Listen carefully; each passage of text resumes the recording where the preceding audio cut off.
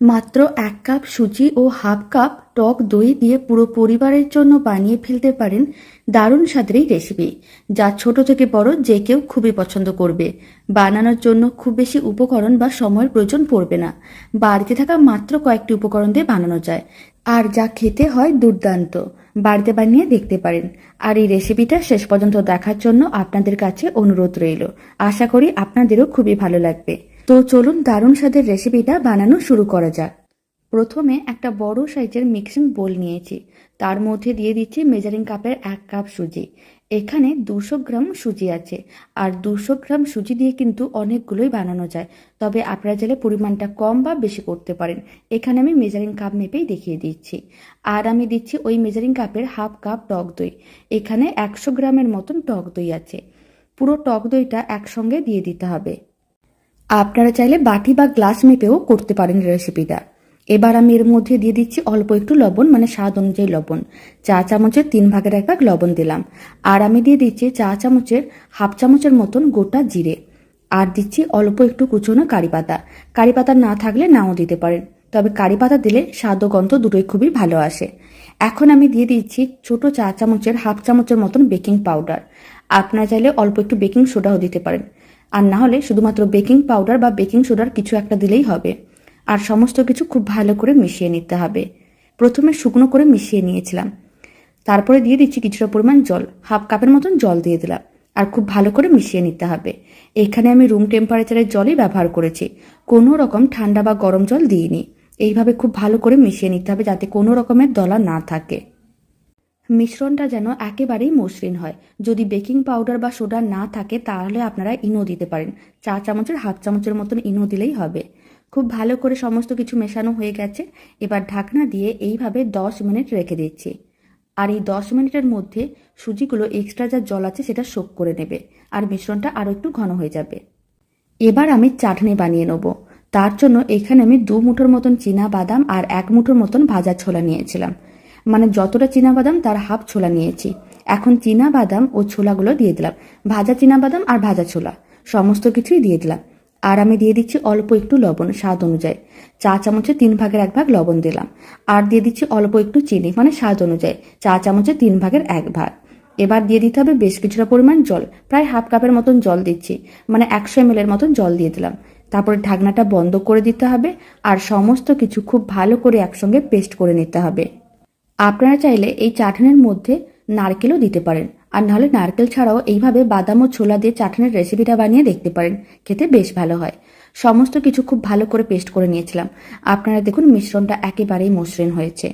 এবার এই চাটনিটাকে একটা ছোট্ট মিক্সিং বোলের মধ্যে নিয়ে নিতে হবে। পুরোটাই একসঙ্গে নিয়ে নিচ্ছি।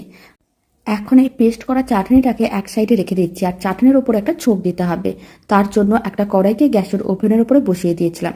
কড়াইয়ের মধ্যে আমি 1 চামচের মতন সর্ষের তেল দিয়ে দিলাম। এখন তেলটা গরম করে নিতে হবে। ফ্লেমটা হাইতেই আছে। তেলটা যখন গরম হয়ে যাবে তখন আমি এর মধ্যে দিয়ে দিলাম চা চামচের 3 ভাগের 1 ভাগ গোটা জিরে। আর দিয়ে দিচ্ছি 3টে শুকনো লঙ্কা। ঝালটা আপনারা কম বেশি করতে পারেন। এখানে আমি গোটা লঙ্কা দিয়েছি, তবে আপনারা চাইলে হাফ করে ভেঙেও দিতে পারেন। এতে একটু ঝাল ঝাল হয়। আর নাহলে এইভাবে গোটাও দিতে পারেন, এতে দেখতে বেশ ভালো লাগে। তারপর গোটা জিরে ও শুকনো লঙ্কাটাকে 10-15 সেকেন্ডের মতন নাড়াচাড়া করে ভেজে নিতে হবে। প্রায় 15 সেকেন্ডের মতন শুকনো লঙ্কা ও গোটা জিরেটা ভেজে নিয়েছিলাম। এখন ফ্লেমটা একেবারেই লোতে করে দিলাম। এবার এই কড়াইয়ের মধ্যে আমি দিয়ে দিচ্ছি অল্প একটু গোটা সর্ষে, কালো সর্ষে নিয়েছি। আর চা চামচের প্রায় 4 ভাগের 1 ভাগ নিয়েছি, খুবই অল্প দিলাম। আর আমি দিয়ে দিলাম বেশ কিছুটা পরিমাণ কারি পাতা। আর এই কারি পাতাগুলো গোটাই দিলাম, তবে আপনারা চাইলে ছোট ছোট টুকরো করে কেটেও দিতে পারেন, মানে কারি পাতাগুলোকে হালকা একটু ছিঁড়েও দিতে পারেন। এবার সমস্ত কিছু আবারও 10-15 সেকেন্ড ভেজে নিতে হবে। আর ফ্লেমটা লোতেই রাখতে হবে, নাহলে কারি পাতা বা সর্ষেগুলো ছিটকে যেতে পারে, গায়ে এসে পড়তে পারে। তাই লো ফ্লেমে এইভাবে প্রায় 10-15 সেকেন্ড নাড়াচাড়া করে ভেজে নিতে হবে।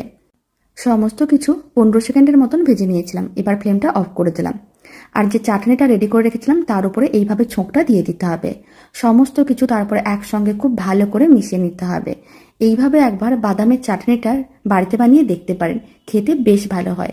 আশা করি আপনাদেরও খুবই ভালো লাগবে। সমস্ত কিছু খুব ভালো করে মেশানো হয়ে গেছে, আর চাটনিটাও একেবারেই রেডি।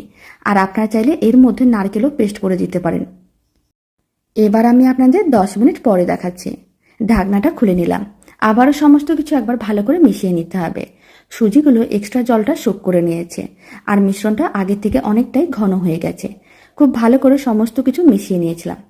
এবার মিশ্রণটা একেবারে রেডি হয়ে গেছে, এক সাইডে রেখে দিচ্ছি। আর এদিকে একটা ফ্রাইং প্যানের মধ্যে কিছুটা পরিমাণ সাদা তেল নিয়েছিলাম। তেলটা খুব ভালো করে গরম করে নিয়েছিলাম, ফ্লেমটা মিডিয়ামেই আছে। এইভাবে কিছুটা করে মিশ্রণ হাতের মধ্যে নিয়ে নিতে হবে, তারপর এইভাবে একটু প্রেস করে চ্যাপটা করে নিতে হবে আর গরম তেলের মধ্যে দিয়ে দিতে হবে। আবারও একইভাবে অল্প করে মিশ্রণ নিচ্ছি, হাতের মধ্যে নিয়ে প্রেস করে চ্যাপটা করে নিচ্ছি, তারপর গরম তেলের মধ্যে দিয়ে দিচ্ছি।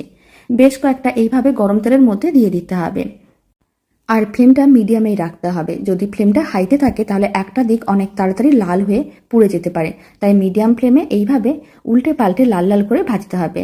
এতে ভেতর পর্যন্ত খুব সুন্দরভাবে ভাজা হবে আর খেতেও ভালো লাগবে। প্রথমে 1 মিনিট প্রায় এইভাবে রেখে দিয়েছিলাম একটা দিক, তারপরে দুদিকে উল্টে পাল্টে বেশ লাল লাল করে ভেজে নিচ্ছি। দারুণ স্বাদের এই রেসিপিটা বাড়িতে বানালে কমেন্ট বক্সে জানাতে একেবারেই ভুলবেন না খেয়ে আপনাদের কেমন লাগলো। দুদিকই বেশ উল্টে পাল্টে লাল লাল করে ভেজে নিয়েছিলাম। প্রায় 5 মিনিটের মতন সময়ের প্রয়োজন পড়েছিল। এবার তুলে একটা প্লেটের মধ্যে সার্ভ করে নিতে হবে। আর বাকি যে ব্যাটারটা আছে সেই মিশ্রণটা দিয়ে একইভাবে বাকিগুলো রেডি করতে হবে।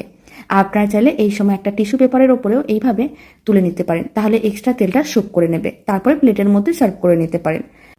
এবার বাকি মিশ্রণটা একইভাবে গরম তেলের মধ্যে অল্প অল্প করে দিয়ে দিচ্ছি, মানে হাতে অল্প করে নিতে হবে, তারপর একটু প্রেস করে চ্যাপটা করে নিতে হবে।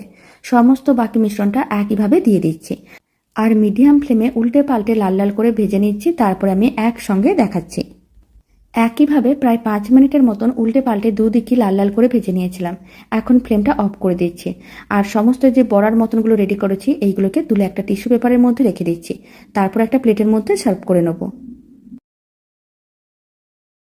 আর এই দারুণ স্বাদের সুজি ও টক দইয়ের বড়াগুলোকে বাদামের চাটনি ও অল্প একটু টমেটো কেচাপ দিয়ে সার্ভ করেছি। আপনারা আপনাদের পছন্দ মতন যে কোনো চাটনি দিয়ে খেয়ে দেখতে পারেন, খেতে বেশ ভালো লাগে। আর এই রেসিপিটা শেষ পর্যন্ত দেখার জন্য অসংখ্য ধন্যবাদ। ভালো লেগে থাকলে আপনারা যদি ফেসবুক থেকে রেসিপিটা দেখছেন পেজটিকে ফলো করে নেওয়ার অনুরোধ রইল। ইউটিউব থেকে দেখলে চ্যানেলটি সাবস্ক্রাইব করে নেওয়ার অনুরোধ রইল। আর পাশে থাকা বেল আইকনটি প্রেস করে নেবেন নতুন রেসিপির আপডেট সবার আগে পাওয়ার জন্য। বাড়িতে বানালে কমেন্ট বক্সে জানাতে একেবারেই ভুলবেন না খেয়ে কেমন লাগলো। আশা করি আপনাদেরও খুবই ভালো লাগবে। একদিন হলেও বাড়িতে বানিয়ে দেখতে পারেন।